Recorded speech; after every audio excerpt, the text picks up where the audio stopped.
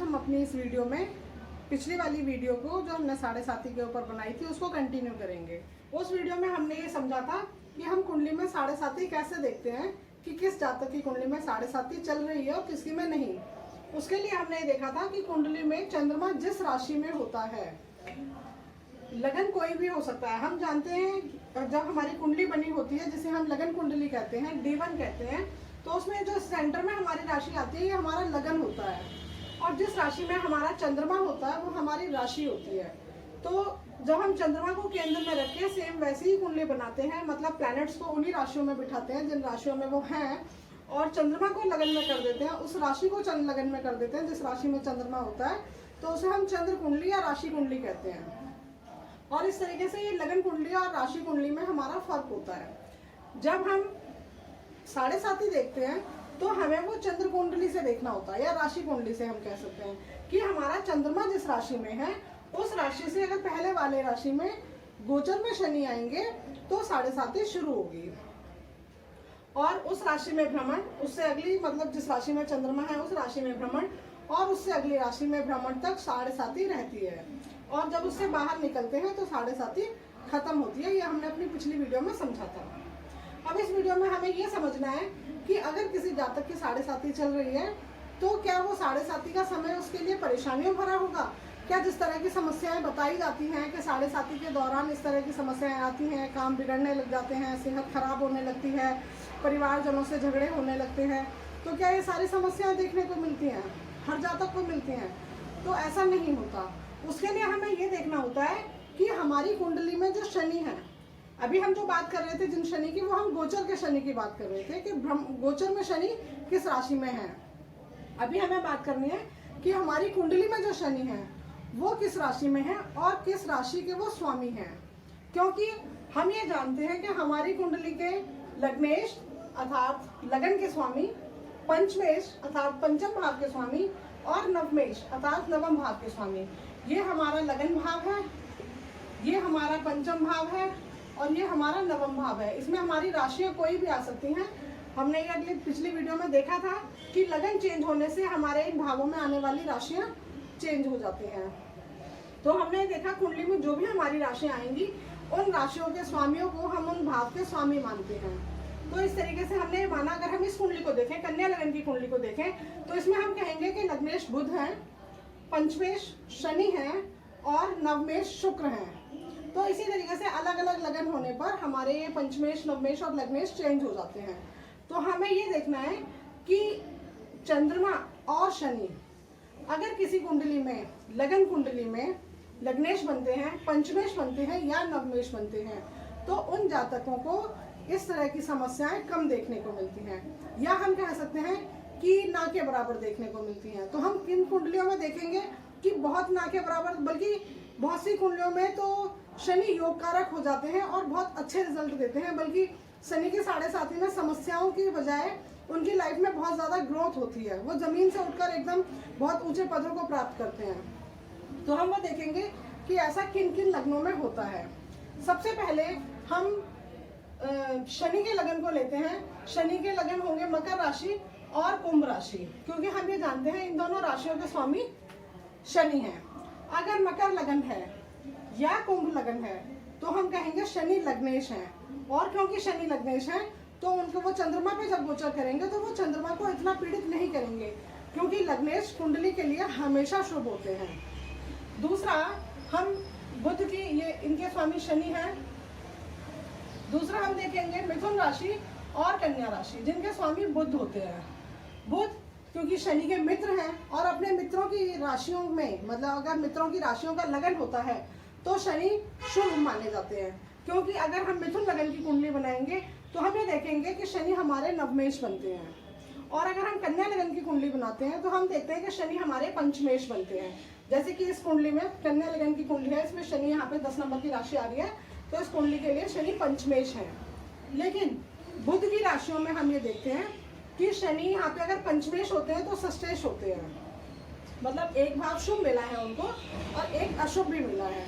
तो इसमें मिले जुले प्रभाव हम कहेंगे कि वो कुछ शुभ भी करेंगे और कुछ अशुभ भी। हम ऐसा नहीं कह सकते कि अगर दोनों भाव मिले हुए हैं तो वो शुभ और अशुभ कुछ नहीं करेंगे, या सिर्फ शुभ करेंगे या सिर्फ अशुभ करेंगे।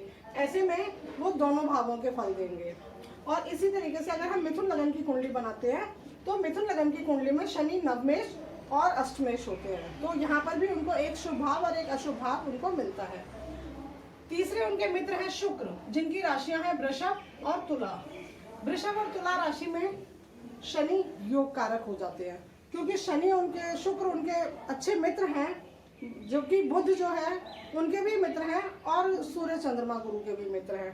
तो ऐसी कंडीशन में शुक्र की राशियों में शनि योग कारक हो जाते हैं। अगर वृषभ लगन होता है, आप अपनी कुंडली में बनाएंगे या जिनकी कुंडली होगी वृषभ लगन की, वो लोग देखेंगे कि वृषभ लगन की कुंडली में शनि नवमेश और दशमेश बनते हैं, यानी एक केंद्र का भाव और एक त्रिकोण का भाव। और जब किसी ग्रह को एक केंद्र और एक त्रिकोण का स्वामित्व मिलता है तो वो प्लैनेट योग कारक होता है और उस कुंडली के लिए बहुत ज्यादा शुभ फलदायी होता है। इसी तरीके से अगर तुला लगन की कुंडली होती है तो उसमें भी शनि पंचमेश और चतुर्थेश बनते हैं, यहाँ भी एक केंद्र का भाव और एक त्रिकोण का भाव। तो हम ये कह सकते हैं कि अगर शुक्र के लगन होते हैं, यानी वृषभ लगन या तुला लगन होता है, तो शनि योग कारक हो जाते हैं, तो ऐसे में वो अशुभ फल नहीं देते। ये हमने बात की शनि के स्वामित्व की, कि जब कुंडली में शनि अगर शुभ भावों के स्वामी होंगे तो साथ ही हम चंद्रमा की, क्योंकि ये चंद्रमा पर गोचर है, क्योंकि पीड़ित चंद्रमा को होना है। अगर चंद्रमा बली है, चंद्रमा एक अच्छा प्लैनेट है, चंद्रमा में बल है, तो शनि अगर उसे पीड़ा देंगे भी तो वो उतना पीड़ित नहीं होगा, क्योंकि वो बली है। तो चंद्रमा को अगर हम देखते हैं तो कर्क लगन, क्योंकि चंद्रमा की अपनी राशि है, वृश्चिक लगन और मीन लगन, जो कि वृश्चिक लगन मंगल की राशि है और वृश्चिक लगन बृहस्पति की। तो इन राशियों में चंद्रमा शुभ भावों के स्वामी होते हैं, जैसे कि हमने कहा लग्नेश, पंचमेश और नवमेश बनते हैं। अगर हम यहाँ पे कर्क लगन की कुंडली होगी तो चंद्रमा हमारे लग्नेश हो जाएंगे, और अगर वृश्चिक लगन की कुंडली होगी तो यहाँ 8, 9, 10, 11, 12 यानी चंद्रमा पंचमेश हो जाएंगे। नहीं सॉरी, 12 नहीं, 12, 1, 2, 3, 4 यानी वृश्चिक लगन की कुंडली होगी तो चंद्रमा नवमेश हो जाएंगे। और इसी तरीके से अगर मीन लगन की कुंडली होगी तो चंद्रमा पंचमेश हो जाएंगे। तो हम इन 3 लग्नों में भी ये कह सकते हैं कि शनि की 7.5 उतना नुकसान नहीं पहुंचाएगी, क्योंकि अगर शनि अंधेरा है और चंद्रमा को वो ग्रसित करने की कोशिश करते हैं, मतलब मन को अंधेरे से डराने की कोशिश करते हैं, तो चंद्रमा स्ट्रांग होंगे, क्योंकि वो कुंडली के शुभ भावों के स्वामी होंगे, तो वो इतना पीड़ित नहीं होंगे, इतना दुखी अपने आप को महसूस नहीं कर पाएंगे। लेकिन 1 नंबर, 5 नंबर और 9 नंबर इन लग्नों में ना ही तो चंद्रमा केंद्र लग्नेश, पंचमेश और नवमेश बनते हैं, और ना ही शनि। तो जिनके ये लगन होते हैं, मेष लगन, सिंह लगन और धनु लगन, उनको हम कह सकते हैं कि उन जातकों को हो सकता है शनि की 7.5 में ज्यादा नुकसान उठाना पड़े।